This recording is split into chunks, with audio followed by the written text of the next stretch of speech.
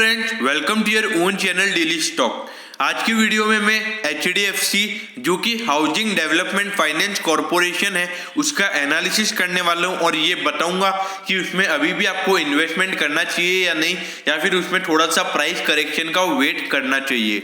तो इसके लिए आप प्लीज वीडियो को एंड तक जरूर देखिएगा। और अगर अभी तक आपने हमारे चैनल को सब्सक्राइब नहीं किया तो प्लीज आप हमारे चैनल को सब्सक्राइब कर दीजिए, ताकि इससे क्या होगा कि हम रोज हर एक नए शेयर का एनालिसिस लेके आएंगे और आप उसको मिस नहीं कर पाए, इसलिए आप हमारे चैनल को सब्सक्राइब कर दीजिए। तो सबसे पहले HDFC जो कि housing development finance corporation limited company है, वो काम क्या करती है। तो कि बहुत सारे लोग हैं उनको ये लगता है कि HDFC तो है जो वो बैंक का काम ही करेगी, लेकिन ऐसा नहीं है। HDFC के तीन मेन कंपनीज हैं HDFC की। वैसे और भी हैं, लेकिन तीन मेन में से है HDFC बैंक, HDFC और HDFC AMC, और में HDFC लाइफ भी शायद HDFC लाइफ भी लिस्टेड है। तो HDFC AMC एक होल्डिंग कंपनी है जो कि लोन प्रोवाइड करवाती है घर बनाने के लिए और घर को डेवलप करने के लिए भी। अब घर को डेवलप करना मतलब जैसे कि घर को अगर आपको रेनोवेट करना हो तो उसके चलते भी ये लोन प्रोवाइड करवाती है। और अगर आपका कोई कमर्शियल रियल इस्टेट हो तो मतलब अगर आपको अगर आपका बिजनेस हो, बिजनेस के लिए अगर आपको बिजनेस का जो ऑफिस वगैरह बनाना हो तो उससे रिगार्डिंग भी ये आपको लोन प्रोवाइड करवाता है। तो ये तो हो गया कि कंपनी क्या काम करती है। अब हमको ये जानना है कि कंपनी के फंडामेंटल्स क्या अच्छे हैं, क्या कंपनी लॉन्ग टर्म के लिए सही है या नहीं है। तो इसके लिए हम अगली स्लाइड से कंपनी के पूरे फंडामेंटल पहचानेंगे और उसका एनालिसिस करेंगे। तो सबसे पहले हम कंपनी के मार्केट कैपिटलाइजेशन की बात कर लेते हैं। तो ये देखिए, सॉरी एक सेकेंड में दूसरी स्लाइड पे चला गया। ये देखिए, सॉरी एक सेकेंड, ये देखिए कंपनी की मार्केट कैपिटलाइजेशन है 4,04,783। तो मतलब कितनी होगी, मतलब कंपनी की लगभग मार्केट कैपिटलाइजेशन 4 लाख करोड़ की है। तो ये कंपनी का जो मार्केट कैप है वो अपने एक में दिखा रहा है कि कंपनी की मार्केट कैपिटलाइजेशन खासी ज्यादा है और ये एक लार्ज कैप स्टॉक है। लेकिन अगर आप इसको इंडस्ट्री का पीई देखोगे इसका, तो 18 का इंडस्ट्री का पीई है, जबकि इसका पीई निकल कर आता है 25। तो एक तरीके से ये इतना भी प्रीमियम वैल्यूड स्टॉक नहीं हुआ है, ये ऐसा यहां पर नजर आता हुआ दिख रहा है। आप देखिए इंडस्ट्री का पीई 18 और ये 25, तो सिर्फ 7, मतलब लगभग इंडस्ट्री के पीई के मुकाबले ये सिर्फ 33% ही ये ऊपर है, और ये एक प्रीमियम क्वालिटी का स्टॉक भी है। तो इसीलिए मेरे ख्याल से ये एक तरीके से इतना प्रीमियम वैल्यूड भी नहीं हुआ है और इसमें अभी भी वैल्यू बची है, क्योंकि HDFC एक बहुत बढ़िया है और HDFC ग्रुप ने टाइम टू टाइम एक अच्छा परफॉर्मेंस दिखाया है मार्केट में और अपने शेयर होल्डर्स को अच्छे रिटर्न भी दिए हैं। अगर मैं कंपनी की बुक वैल्यू की बात करूं तो कंपनी की बुक वैल्यू भी 800 रुपए के लगभग है, और अगर इसके प्राइस टू बुक की मैं बात करूं तो वो है 2.81 निकल कर आती है। तो प्रीमियम, मतलब एक तरीके से देखा जाए तो थोड़ा सा प्रीमियम वैल्यूड स्टॉक जरूर है, लेकिन एक बात ये है कि कंपनी एक अच्छी है। ऐसे स्टॉक को आपको महंगे रेटों पे ही खरीदना पड़ेगा, ऐसा मेरा मानना है, क्योंकि ये टाइम टू टाइम इनके प्रॉफिट कंटिन्यूसली इंक्रीज करते रहते हैं। मतलब टाइम टू टाइम जो कंपनी का जो प्रॉफिट निकल कर आता है तो वो हर साल as compare to previous quarter अच्छा ही निकल कर आता है। तो ये एक अच्छी बात है इसके शेयर होल्डर्स के लिए। तो कंपनी के डिविडेंड यील्ड की अगर मैं बात करूं तो 0.93 की डिविडेंड यील्ड है। तो ये स्टॉक क्या कहते हैं कि डिविडेंड इतना प्रोवाइड नहीं करता है। ये क्या कहते हैं कि अपना जो कंपनी पैसा कमाती है उसको वापस री इन्वेस्ट कर देते हैं। वैसे डिविडेंड देते हैं, ऐसा नहीं कि नहीं देते, लेकिन थोड़ा सा नी के बराबर डिविडेंड देते हैं। तो ये स्टॉक मेन फोकस करती है ग्रोथ के ऊपर, और ये शेयर में भी आपको उतना रिटर्न मिल जाता है जितना आपको डिविडेंड में नहीं मिलेगा। और अगर मैं इसके डिलीवरेबल्स की बात करूं तो देखिए कंपनी के डिलीवरेबल्स भी 50% है आज के। तो ये एक संकेत है कि ये स्टॉक अभी भी आपको लॉन्ग टर्म में एक अच्छे रिटर्न दे सकता है, क्योंकि अगर 50% लोग एक ही दिन में डिलीवरी उठाते हैं तो आगे चल के कुछ समय बाद स्टॉक अच्छा रिटर्न दे सकता है, ऐसा मेरा मानना है।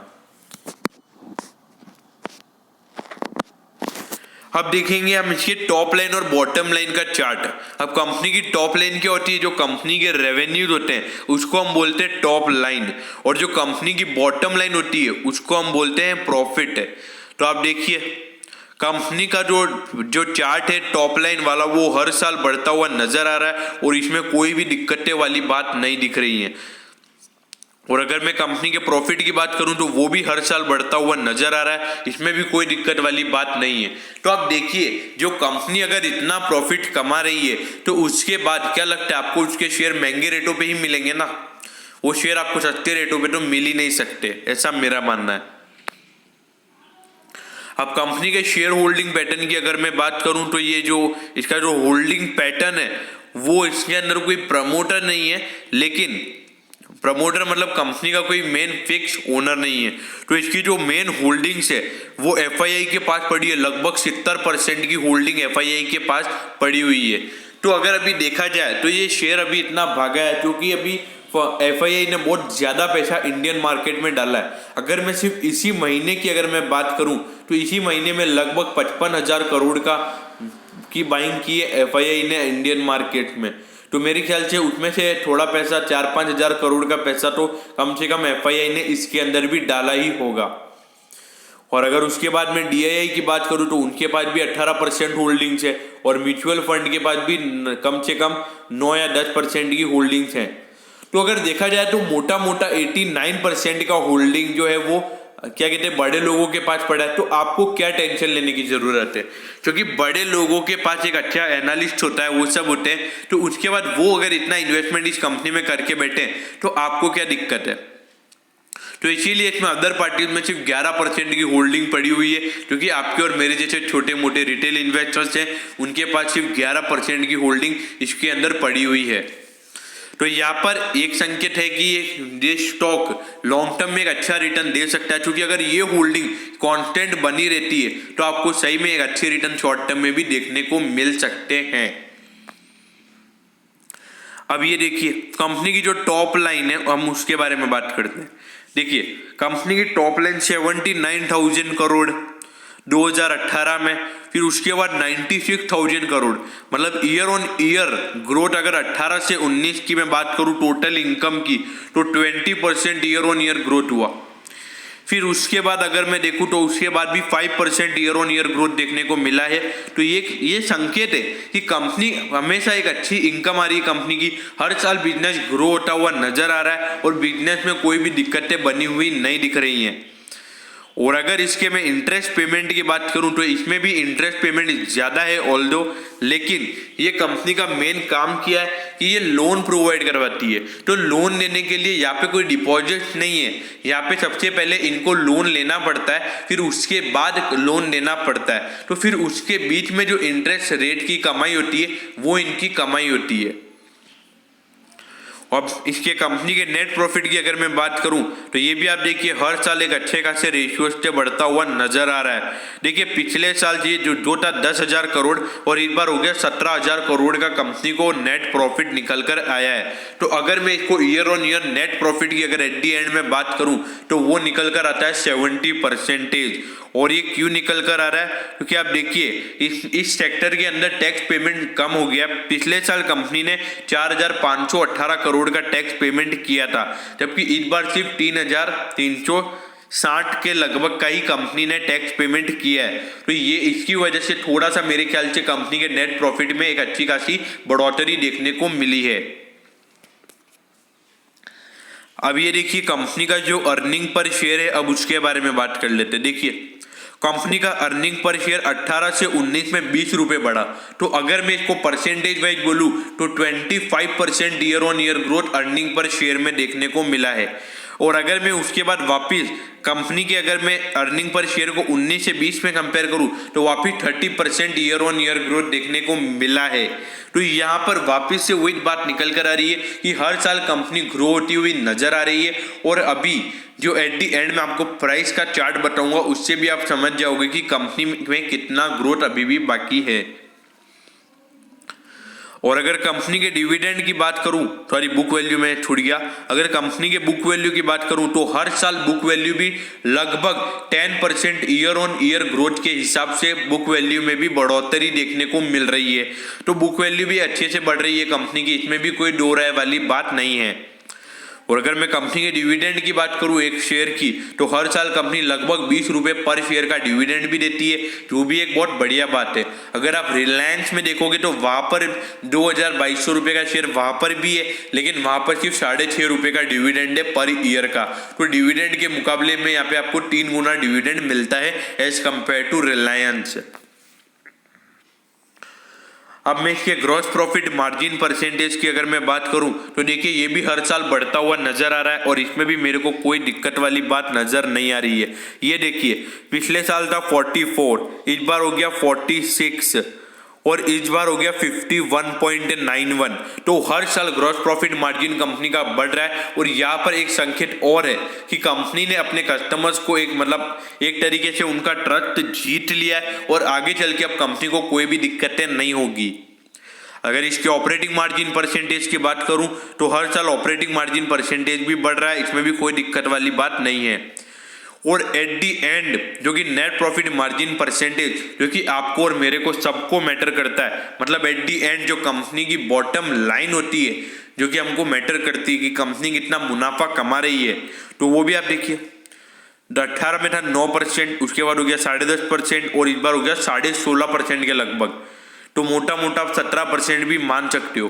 तो हर साल नेट प्रॉफिट मार्जिन परसेंटेज भी बढ़ रहा है। तो आप यहाँ पे देख सकते हो कि HDFC कंपनी एक कंसिस्टेंट ग्रोथ दिखा रही है। जैसा कि आपने HDFC बैंक, HDFC AMC में देखा था, वैसे ही आपको HDFC में भी देखने को मिल रहा है।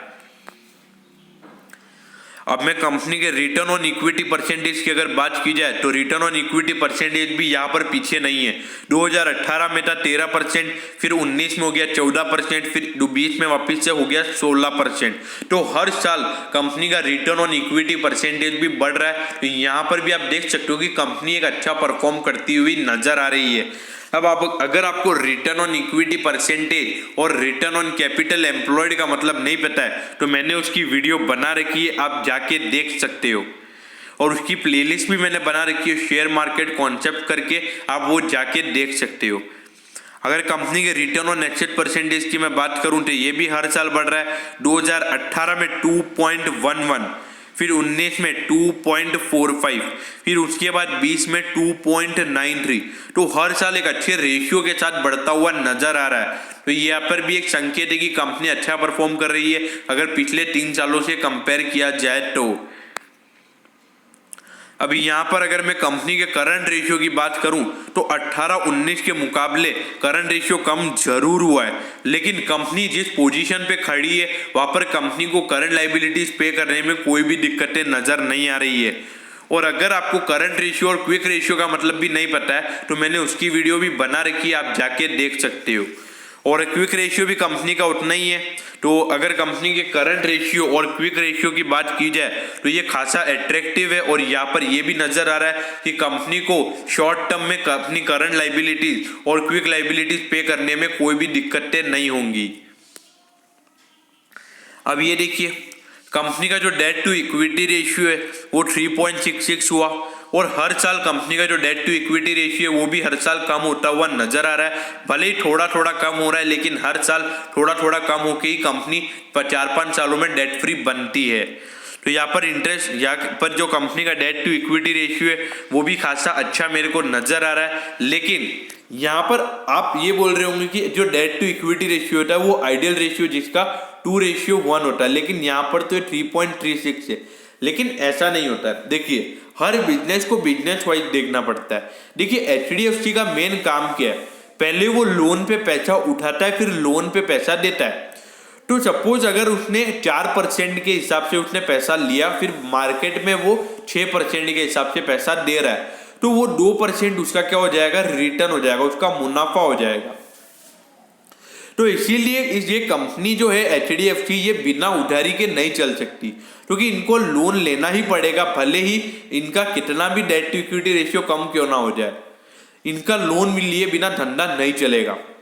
और अगर मैं इंटरेस्ट कवरेज रेशियो की बात करूं तो इंटरेस्ट कवरेज रेशियो भी हर साल बढ़ता हुआ नजर आ रहा है। ये एक बता रहा है, ये एक संकेत दे रहा है कि कंपनी की लिक्विडिटी पोजीशन हर साल बढ़ रही है और कंपनी अपने इंटरेस्ट पेमेंट को पे करने में नाकामयाब नहीं होगी, ऐसा मेरा मानना है।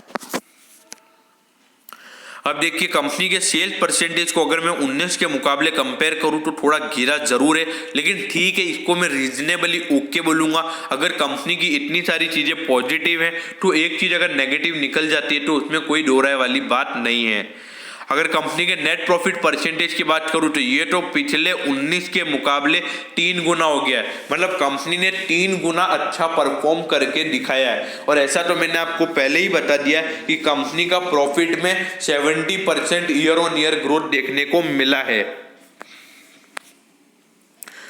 अब हाउसिंग डेवलपमेंट फाइनेंस कॉर्पोरेशन, अभी तो आप सभी को पता ही होगा कि ये शेयर अभी लगभग 2350 तक चला गया था और अभी ये लगभग वापिस इसके अगर 1 मंथ की मैं हाई की बात करूं तो उसके हिसाब से ये लगभग 150 रुपये गिर चुका है। तो एक यहाँ पर मेरे को बाइंग अपॉर्चुनिटी नजर आ रही है।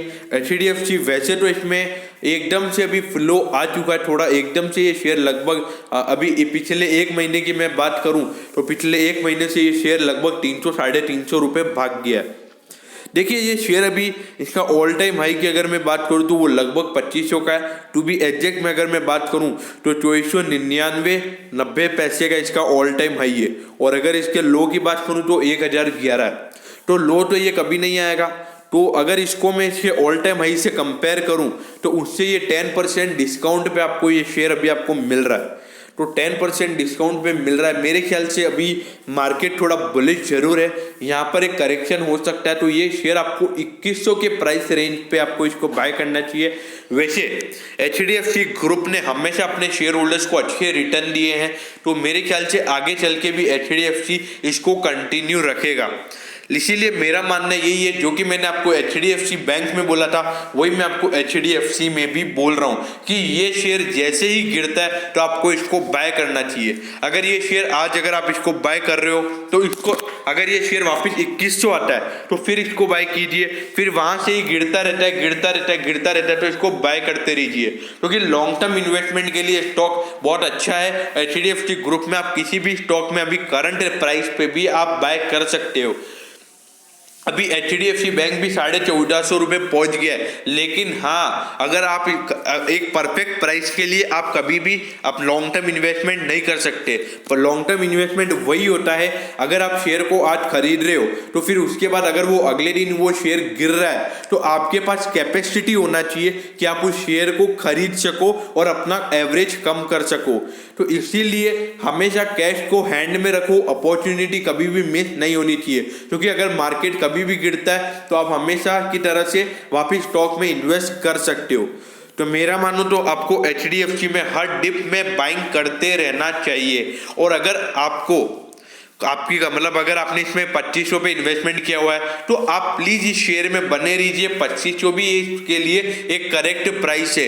आगे 5 सालों बाद इस शेयर की प्राइस आराम से 3500 तो मिनिमम होगी ही होगी, ऐसा मेरा मानना है। मैं गलत भी हो सकता हूँ।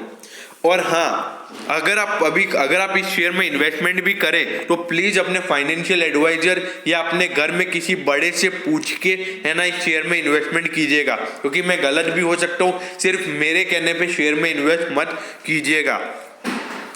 अब अगर आपको वीडियो अच्छी लगी हो तो प्लीज आप वीडियो को लाइक कर दीजिएगा।